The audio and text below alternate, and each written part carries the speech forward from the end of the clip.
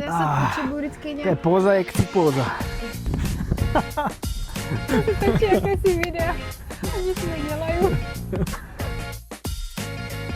Na aromata, žádná barviva, taky žádné třeba průmyslové sirupy, ale naše speciální ovoce na limonádu nebo na horký nápoj, extra výběrové džemy, ořechová másla, granoly a budeme přidávat strašně moc dalších dobrot.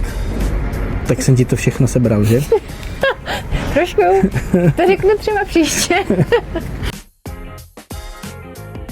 Tak u nás se ochutnává celkem jako hodně, takže dneska ráno Mareček jedl vajíčkové lívance, ale nebyly to lívance. Byly to prostě vajíčka a mazal si to jako s mangovým džemem. Říkal, že je to velice dobré. Doporučujem. Super. To by byl karneval. Hodně hlučné, hodně slov. A pozitivní energie samozřejmě. Jo, pozitivní. To jsou naše sluníčka. Jo.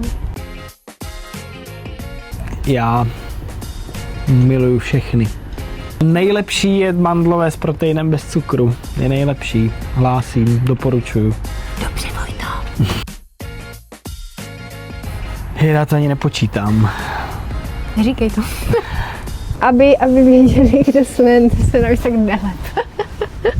Tak to už je hodně hluboké.